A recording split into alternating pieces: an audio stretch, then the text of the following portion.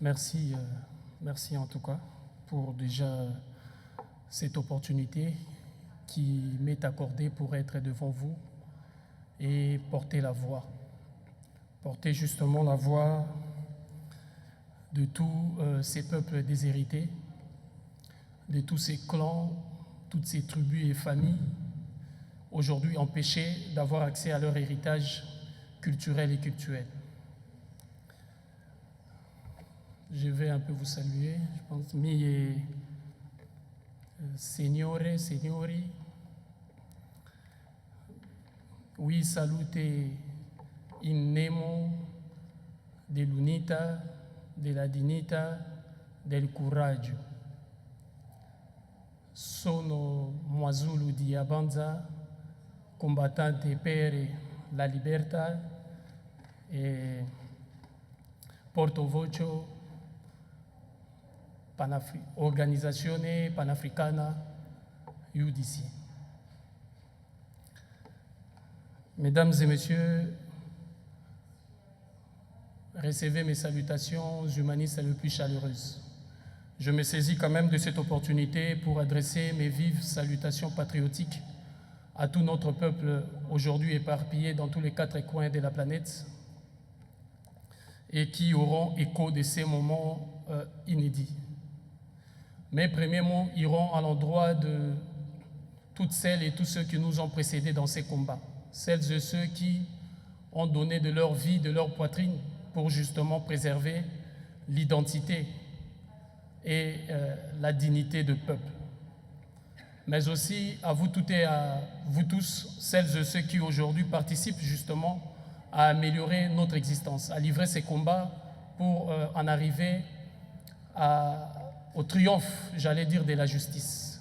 La justice parce que c'est de ça dont on a besoin, de cette justice qui permettra justement à chacun d'être réellement dans ses droits le plus élémentaires.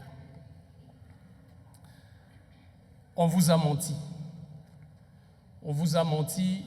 Ils ont crié parfois d'ici et là que Mwazulu di Abanza était un voleur. Mais ils ont menti. Ils ont menti parce que le premier principe ou la première des approches quand on veut parler d'un voleur, moi j'ai toujours dit, c'est celui qui quitte d'abord chez soi, qui commence par aller déjà chez l'autre. Quelles que soient les méthodes, le moyen que vous utilisez pour y aller, mais qui commence par aller avec l'intention d'aller prendre ce qui appartient à autrui. Vous serez d'accord avec moi que je ne suis pas le premier à commencer d'aller chez l'autre. Mais permettez que je fasse le rappel justement de l'histoire. Il y a eu plusieurs vagues justement de ceux qui sont venus pour commencer cette entreprise de pillage et de vol, c'est-à-dire avec l'intention d'aller chez l'autre pour s'approprier de biens d'autrui. Vers le XIIe et le XIIIe siècle, ils sont venus justement dans les côtes africaines et ils ont commencé la première vague de pillage, la première vague de s'approprier de ce qui ne leur appartenait pas. Entre 1860 à peu près jusqu'à 1960, c'était la seconde vague. Cette vague, cette période, nous la qualifions de l'hypercolonialisme parce que c'est la période d'où les empires et les royaumes africains furent détruits. Il n'y avait plus rien. Les territoires africains furent annexés justement aux royaumes et empires européens. Une partie de l'Afrique, c'était le royaume de France, l'autre partie, c'était le royaume de Belgique, du Portugal, de l'Espagne et ainsi de suite. Pendant cette période, ils se sont servis. Ils ont pris ce qu'ils ont estimé qui leur appartenait. La troisième vague, c'est justement, on commence vers 1960, disons au moment où les pays africains maintenant se constituent en État, et c'était l'accession vers la souveraineté nationale et internationale. En 1960, c'est là qu'ils ont commencé justement la troisième vague. Pendant qu'il y a eu certaines forces obscures qui ont déclenché ce que nous avons l'habitude d'appeler des guerres tribales et ethniques en Afrique, d'où le peuple et les pays africains se combattaient parfois, eux prenaient la peine, voilà, de piller, de voler, parce que une partie de notre patrimoine et héritage a résisté à ces siècles des razzias, à ces siècles de l'esclavage, à ces siècles de l'hypercolonialisme. Donc, il fallait en 1960, de 1960 en 1992, opérer justement la troisième vague dans ce sens-là, avec un appui politique, les néocolonialismes. D'où il y a eu justement certains des Africains et certaines des Africaines qui ont été justement, si vous voulez, les passerelles qui ont permis cette sale besogne. Ensuite, c'est la quatrième vague. La quatrième vague, disons après 92 de nos jours. Et cette quatrième vague, sa spécificité, c'est qu'il y a la ruse maintenant qui est utilisée. Il y a l'escroquerie. Là, je parle vraiment en termes juridiques quand j'évoque l'escroquerie. De ceux qui ont usé de tous ces moyens justement pour inciter au vol. Demander aux uns et aux autres, allez voler, allez prendre ceci, on a de l'argent pour vous payer. Et c'est ça qui a créé justement ces marchés illicites de la vente de nos œuvres, de la vente de nos patrimoines. Tout l'arsenal juridique international s'oppose constamment à ces trafics illicites du patrimoine de peuple, mais surtout du patrimoine culturel et cultuel. Ce sont ceux-là, eux qui sont allés voler. Ils ont volé? Non, mesdames et messieurs. Moi, Zulu Diabanza n'est pas un voleur. C'est eux qui sont allés voler. Ils m'ont volé une partie de moi. Ils ont volé une partie de mon histoire. Ils ont volé une partie de mon identité. Ils ont volé une partie de ma mémoire. Ils ont volé une partie de mon passé, de mon présent, peut-être aussi de mon avenir. C'est eux qui l'ont volé. Et comme toute personne, comme chacun d'entre nous et chacune d'entre nous ici, lorsqu'il y a un voleur et que vous remarquez qu'il y a un voleur, j'ai fait ce qu'un enfant digne de sa maison devrait faire. J'ai fait ce qui était normal à faire. C'est de m'opposer justement à ces vols-là, d'aller récupérer ce que le voleur a pris sans lui demander la permission et l'autorisation. Parce que ça, c'est la boussole qui nous conduit pas à pas dans notre combat. Ne jamais demander l'autorisation et la permission à un voleur lorsqu'on veut récupérer ce qu'il a volé. Voilà ce que moi, Zulu Diabanza a fait. Je suis allé à la recherche de ce qu'ils nous ont volé. Parce que ce qu'ils nous ont volé est plus important que ce qu'ils nous ont laissé. Ils nous ont pris la terre et ils nous ont laissé la Bible. Ils nous ont pris la culture et ils nous ont laissé la religion.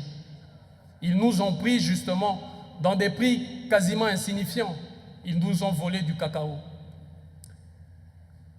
C'est cacao qui contient justement des facultés thérapeutiques et, si j'ose dire, nutritifs, plus que ces chocolats produits finis qu'ils nous ramènent à des prix quasiment inaccessibles.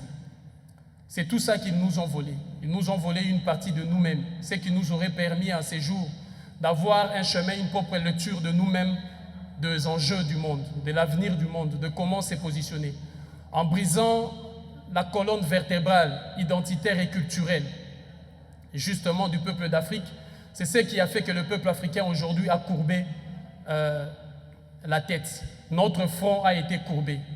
Courbé à jamais, et aujourd'hui nous sommes subordonnés justement sur le plan politique, sur le plan culturel, sur le plan économique et sur le plan sécuritaire à d'autres forces. Ce n'est pas moi, Zulu Diabanza, qui est un voleur, c'est eux. Parce qu'il faut voir tout au long de l'acheminement, si nous regardons la trame historique de ces livres ô combien sombres qui renferment notre histoire commune entre l'Afrique et l'Europe, on verra comment est-ce que ces pages sombres nous expliquent comment, avec le même procédé, le même tactique, les mêmes approches, ils ont fait hier, ils font aujourd'hui et ils feront demain. Regardez comment est-ce qu'ils ont commencé à vider l'Afrique avec son patrimoine, en allant détruire systématiquement ce que j'ai qualifié ici des empires et des royaumes dans cette période d'hypercolonialisme. Et c'est dans la même logique qui, pas plus tard qu'hier, qui se sont permis parfois aussi de déstabiliser des États et de pays pour justement s'accaparer d'un autre type de patrimoine. Parce qu'au-delà de ces patrimoines que représente notamment notre patrimoine culturel et cultuel, ce que vous comprenez, vous, par des œuvres d'art, il y a le reste humain de nos ancêtres. Je pense que d'ici quelques temps, ce qui nous conduira vers Kinshasa pour commencer en Belgique et aller vers la République démocratique du Congo dans plusieurs provinces pour recevoir justement les dons et une partie des phalanges de Patrice Emery Lumumba. Ça fait partie de ces patrimoines, des restes, des reliques de nos ancêtres. C'est dans cette même logique que dans les jours à venir, nous allons nous inscrire dans un combat pour la restitution de l'or, de l'argent enfermé dans les coffres forts de plusieurs banques occidentales et européennes. Au lendemain de la section de la République démocratique du Congo à la souveraineté nationale et internationale, les Belges ont tout emporté. Ils ont pris tout l'or et l'argent de la République démocratique du Congo. L'Haïti en a payé le prix après son accession à l'indépendance, d'où la France avait tout ravagé et tout ramassé. La Guinée-Conakry du président Ahmed Sékou Touré a payé le même prix. Il n'y a pas fort longtemps, j'étais en train de discuter avec justement de femmes péruviennes avec lesquelles nous travaillons dans le Front multiculturel anti-spoliation.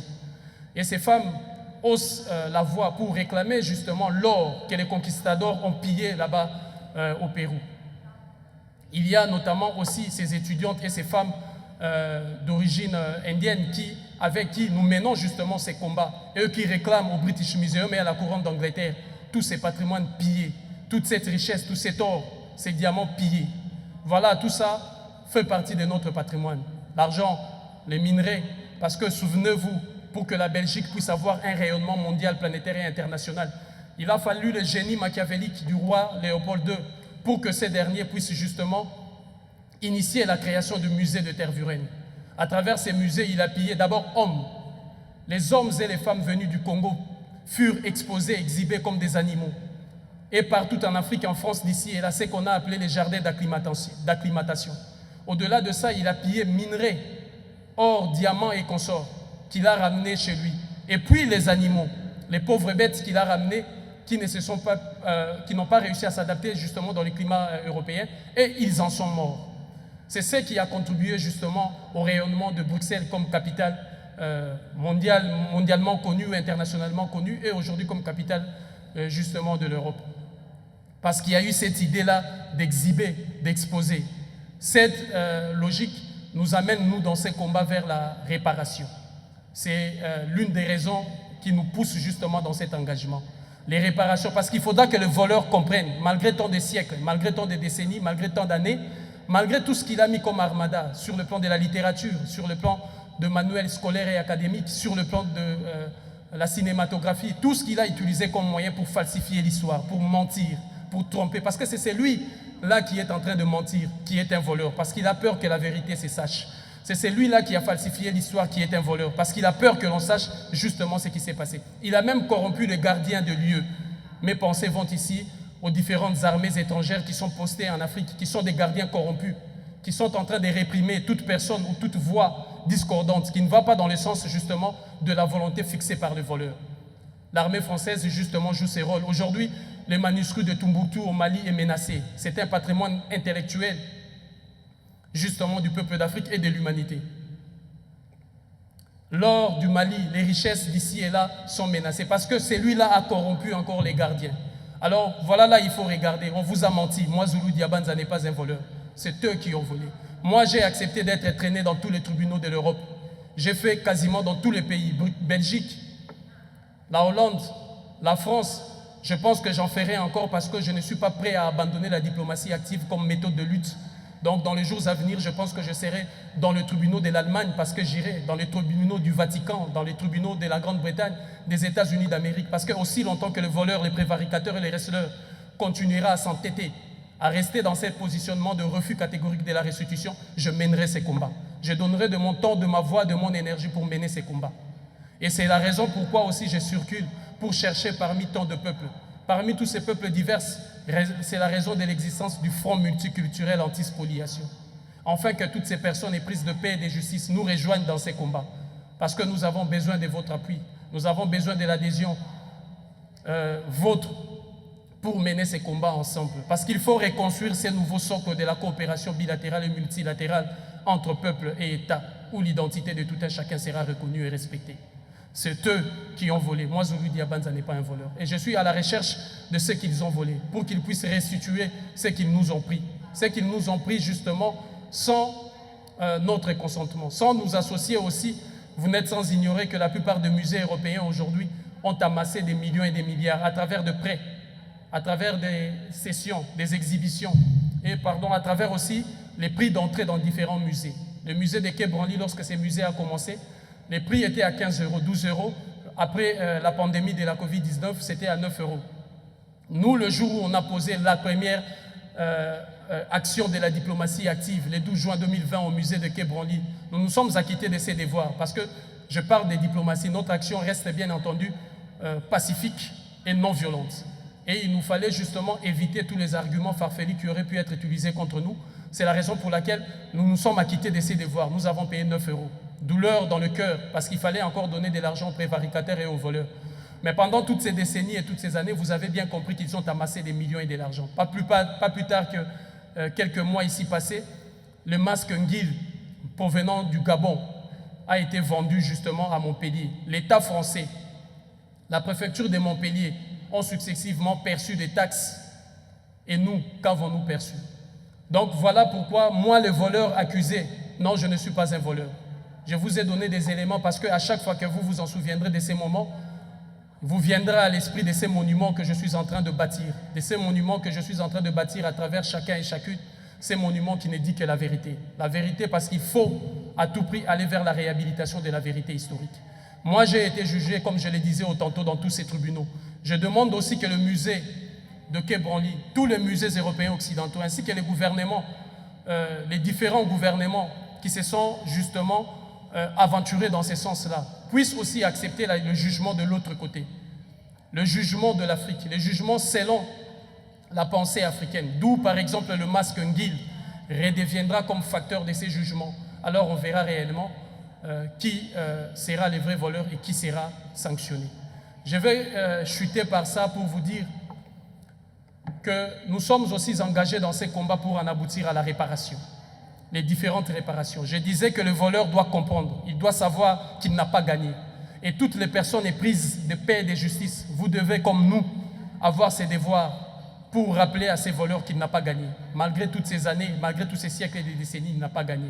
Sur ce, ces réparations commencent d'abord par la réparation historique, la réhabilitation de la vérité historique comme condition première. On a menti à tout le monde. On a falsifié les manuels de l'histoire. On a falsifié l'histoire. On a même triché dans la cinématographie.